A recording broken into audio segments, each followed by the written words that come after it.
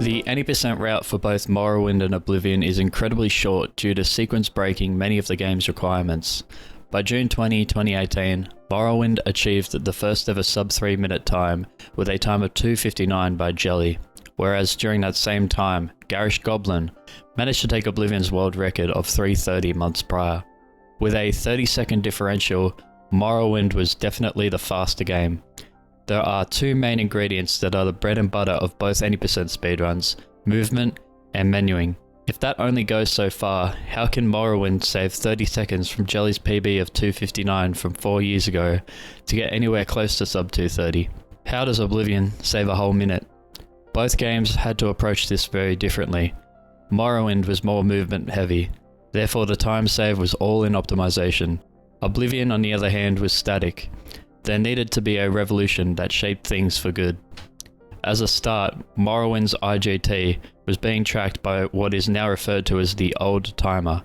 The old timer was influenced by how fast your PC was, and went as far as to add an extra 5 to 10 seconds to the run, depending on the hardware.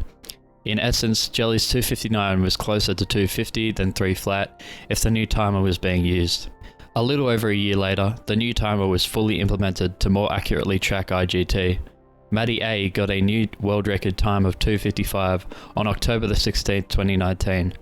By default, the record went from 2:59 to 2:55. In the Oblivion camp, the run was optimized from 3:30 to 3:20 by no other than Garish Goblin. The route remained unchanged for either side, and I will use these runs as a baseline for how the game was beaten. Morrowind's route goes as follows. Once you can move, there is this trick called guard skip, which is deceivingly difficult.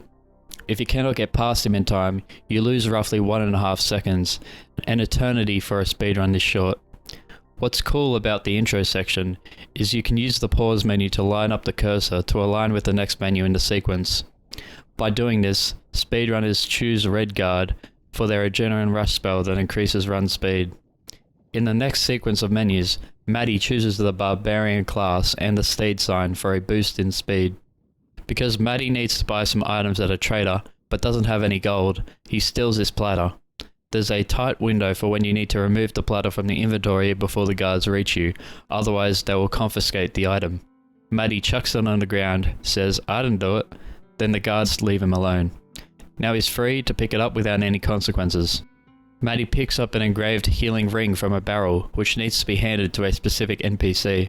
By using Adrenaline Rush, Maddie clips through the half-wall and gives the ring over. Now the nearby trader will have cheaper prices for the necessary items he'll need to buy using the platter he stole. That includes 2 scrolls of Armed Civvy's Intervention, 1 scroll of Undusi's Unhinging, and 1 lockpick.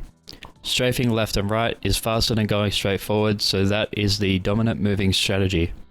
After watching a man kill himself, Maddie takes his 3 scrolls of Icarian Flight. Using a scroll of Armed Civvy Intervention, Maddie makes his way to another trader to buy some potions. 1 potion of recall, 1 potion of marking, and 1 standard rising force potion. Once more, Armed Civvy Intervention is used to set up for a massive jump using the scroll of Icarian Flight. All 3 scrolls are used while airborne to maintain the distance. Upon landing, Undusi's Unhinging is used on this door, which gives access to 2 weapons, the Dwarven Halberd and Keening. By switching between these items using an infinite scroll wheel or an equivalent auto hotkey, or by scrolling really fast, the Fortify attributes stack onto itself, increasing speed, health and attack tenfold. Using the Rising Force potion, you can essentially fly to the next destination over the hill, constantly switching between weapons. You can use a potion of marking in the air so that the potion of recall can get back to this location quickly for later. The interiors are a joke. You essentially beeline to the end door every time. When charging up the Dwarven Halberd and switching to a lockpick and then releasing an attack on Dagoth Veman, he will die in 1 hit. 1 of his items is needed to beat the game. Using the recall potion brings Maddie back outside and he can clip through out of bounds. Using the Sunder weapon from Dagoth, he can whack Akalakan, how the fuck do you even say that? And use Keening on it 5 times. 1 more wall clip is used to access the final door. Time stops when you lose control of your character. Now for the Oblivion route. Speedrunners use a red guard for the Adrenaline Rush ability again. Cast Adrenaline Rush and run at this wall. By exiting and reloading, you can pass through the wall and go out of bounds as a shortcut. Do this twice. The wall clips are sometimes random and will take several tries. Garish Goblin reaches the Emperor and punches him 6 times, forcing Glenroy into a certain spot faster to trigger the fight. After killing all the assassins, Garish Goblin triggers the first set of dialogue with the Emperor, but not the second. Hit the Emperor again and force Glenroy to this position. Have another chat with the Emperor and the door will unlock ahead. Garish Goblin performs another wall clip here and lands on the sewer grate, then goes through to the exit. From this point, the fast travel feature is active. Fast travel to the Imperial City Temple District and do a final load warp in this spot. There is a door out of bounds that leads to the end of the game. After leaving the Temple of the One, head right. A quest pop-up will pop up. Go back to the temple and wait for Martin to arrive. The timer stops after Martin's dialogue ends. Both of these runs were incredibly optimized.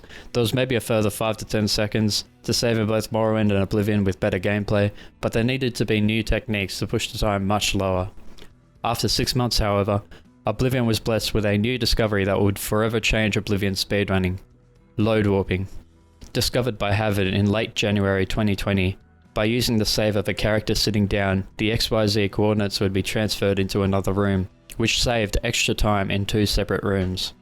Using a load warp through this door saved 8 seconds by going out of bounds, and by using the same save on the sewer grate, another 10 seconds was saved, bringing the record from potentially a 320 to almost 3 flat. What's interesting is, although this discovery immediately had an effect on all the categories, Havard used a unique route in any percent that no one else replicated at the time. His best time using this route was 3:57. Keep this in mind as we delve deeper into the future. Morrowind, on the other hand, became more and more optimized with no new discoveries other than going outside through Cellus Gravius rather than wall clipping, which was slightly slower due to RGT. The record went as low as 241 by Volvulus, who was cementing himself as the best Morrowind speedrunner. It wasn't until 5 months later, on May 25th, that the Oblivion record set by Garish Goblin was finally beaten by no other than the Skyrim mastermind, Waz. This was no surprise considering there was a free 18-second time save over the world record by this point. Suddenly, the Oblivion record was reduced by 20 seconds over the span of a year. Morrowind replicated that success by saving 15 seconds despite the fact there were no new major tricks or optimizations. It wasn't until 1 year after load warping was discovered that I decided to pick up Oblivion speedrunning, where I quickly achieved a top 3 time. I was kinda keen on being the first to get sub 3, but there was an extra load warp that made sub 3 much easier. On the way to the Emperor, there is another chair that you can use the load warp with. When used on a sewer grate, the XYZ coordinates are right next to the exit, which saves 9 seconds over the old load warp method, and almost 20 seconds from the method that Garish Goblin and many other runners used before. With this new load warp, Sandy X was able to sneak his way into sub 3 territory and broke into a new minute barrier that the game had never seen before. Yes! There it is!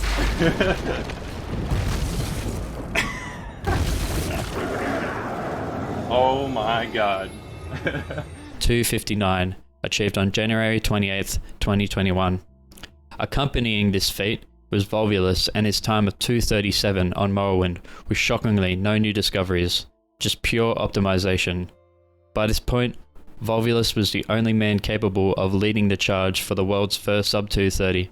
Over in the Oblivion camp, however, there were many players coming into the spotlight that would change the tides drastically. Fast forward 6 months, and I was finally able to obtain a world record for the first time, getting closer to the first 2:55. It only took next month before one of the most influential speedrunners in the game's history came into his own and changed the any percent route for good. Enter the era of Casto. Casto claimed many world records in Oblivion that led up to his magnum opus. Remember that I told you about Havard's route that was used by no one else? With Casto's ingenuity, he was able to use those building blocks and create better saves and use load warping to its full potential. What Havard was able to do was essentially make the escort phase with the Emperor happen instantly. The escort comes in 2 parts. The first part is attacking the Emperor 6 times and killing assassins. The next part is luring him in front of the door whilst killing more assassins. Both of these trips were skipped by using load warps that Casto was able to optimize, thereby obsoleting the old route.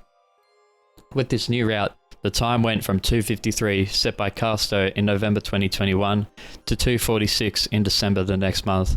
Because this was a new route change, there was plenty of room for improvements.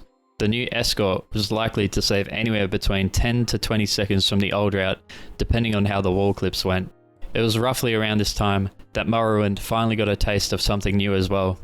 After years of the same thing, Volvulus also introduced a major change into the route.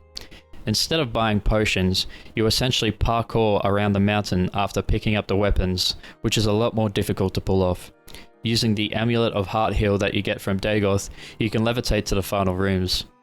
With this method, Civi's intervention wasn't used after buying the potions, rather it was used after killing Dagoth. Overall, this route change was predicted to save 10 seconds if done correctly. Volv's time of 2:37 was slightly improved to 2:35 with the new parkour route, meaning sub 2:30 would be in the bag with a lot more persistence. Unfortunately, there wasn't really anything standing in the way of Volvulus, so he was able to take his sweet time getting there. Unlike Casto, where I was hot on his heels trading world records, both Morrowind and Oblivion had new routes to optimize, so a lot of action was taking place over the following days. 4 days after 2:35, Volv brought the run down to 2:32. Sub 2:30 was only a few PBs away, but obviously there was no need to rush success. By mid-December, Morrowind's top time was still 2:32, and Oblivion's top time was 2:46. However, the deadly duo of me and Casto were able to bring Oblivion up to speed. Heading into 2022, faster and more riskier wall clips were being introduced, bringing both our runs from the realms of 2:46 to 2:38. Casto and I pushed each other so far that within 3 weeks of the new route change, both our runs were already down to 2:33. Suddenly, the Morrowind and Oblivion world records were only milliseconds apart. A few days of attempts later, Casto pulled out the very first 2:32 by creating an autosave rather than a hard save at the start of the run, saving an extra half second. During the beginning of 2022, both games were united. With Volvulus firmly in the driving seat, Morrowind was completely untouched, but the competition in Oblivion was so fierce that the time was continuously being chipped away every other day. Which game is going to be the first hit sub 2:30? Who was going to be first? What can't be understated here is how much influence Casto made on the Oblivion scene. From reintroducing Havid's route, to discovering faster saves with the wait feature, to finding faster wall clips, to finding a faster way of skipping dialogue, to find a skip for the quest pop-up, to finding a way of deloading rooms quicker, and continuing to improve his movement and menuing over the following months. Casto is a talented glitch hunter, router, and runner for Oblivion. During this experimental phase, Casto was desperate to see Oblivion reach new grounds. He spent hours in the game testing all the possibilities. With all of the legwork that Casto put in for me, I was able to secure the first ever sub 2:30 on the 17th of January 2022. 4 years ago, it seemed like a prophecy that Morrowind would be the first to hit sub 2:30. After all, it was a quest to shave 30 seconds compared to Oblivion's 60. But clearly, Oblivion was the more broken and exploitable game, and therefore was able to save those 60 seconds at a much faster rate. It seemed like Volvulus enjoyed the idea of breaking the same barrier for Morrowind, which he was able to achieve shortly afterwards on January 29th, 2022, with a time of 2:28. I know I talked in length about all the crazy shit that Oblivion speedrunners did over the years compared to Morrowind, but Morrowind was already so optimized to begin with that all it took was some clever and passionate players to take Oblivion to new heights. Havid's load warping technique, Sandy X's rat chair save, Casto's complete overhaul of the game's route and mechanics. It isn't surprising to hear me say that the Oblivion current world record of 2:21 by Casto and Morrowind's current world record of 2:28 by Volvulus will stand the test of time for years to come. It's safe to say that Volvulus and Casto are two of the top candidates for the best Elder Scrolls speedrunners of all time.